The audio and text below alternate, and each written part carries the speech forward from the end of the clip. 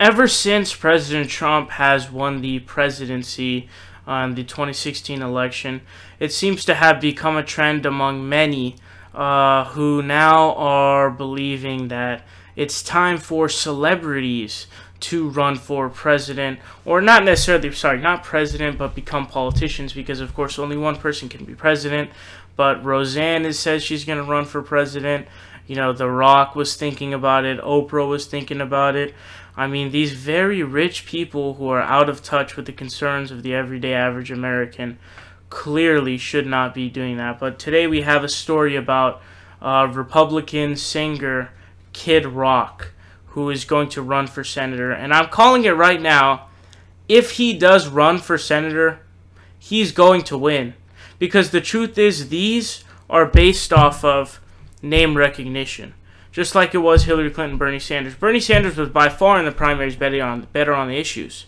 But obviously through massive DNC's voter suppression, even without that, it would have still most likely been Hillary Clinton. And it is because it's all about name recognition. That's the sad part. So this article is on Politico, and it's about why you should be worried about Kid Rock. And I agree. But this is what he says. He says, as you're reading this, odds are Democratic operative in Michigan or Washington, D.C. is listening to Kid Rock's gravelly voice, rapping, shrieking, or crowing, depending on the song, and meticulously cataloging every single offensive syllable. The renegade musician and prospective candidate for U.S. Senate is an opposition researcher's dream come true. For more than 2 decades, Robert Ritchie, or Bobby, as he asked people to call him, has written and performed provocative records about, among other things, extravagant drug use, excessive drinking, blah blah blah blah. All right, I'm gonna pass all that shit up. I'm gonna go into some of the other stuff. It says none of this guarantees Ritchie will run, but it suggests he shouldn't be mocked when he says he's thinking about it, especially now that the media and the left have summarily and sneeringly popped his trial balloon.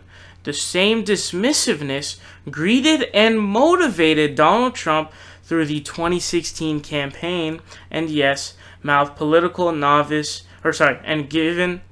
given that Americans last fall elected a foul-mouthed political novice who was heard boasting on audio tape of grabbing women's genitals without their permission, it's worth noting that significant parallels exist between the rock star and the real estate mogul. And I think that sentence there just summed it up perfectly. Now, I know Kyle Kalinske of Secular Talk had probably predicted this the best. And the underestimating of Donald Trump was very bad. So if Kid Rock does run, I'm not sure if he will. He already got what he wanted in terms of he got national media coverage. So that's the main thing that he wanted. But if he does indeed run, we'll have to see. We'll have to see if he does run. But if he does run, one thing that the Democrats can't do is underestimate Kid Rock, because clearly celebrities, as you just saw, Donald Trump, the apprentice celebrity, had won the election, so we can't underestimate it. And unfortunately, this is what that precedent of Donald Trump winning sets. Is now everybody who's a celebrity all of a sudden wants to run for a political office, even though they don't know shit about civics. What's up, guys? It's Saul Hill here. You guys are watching The Progressive Voice. Make sure you guys click subscribe down below. We're fighting Donald Trump tooth and nail, and we need your help.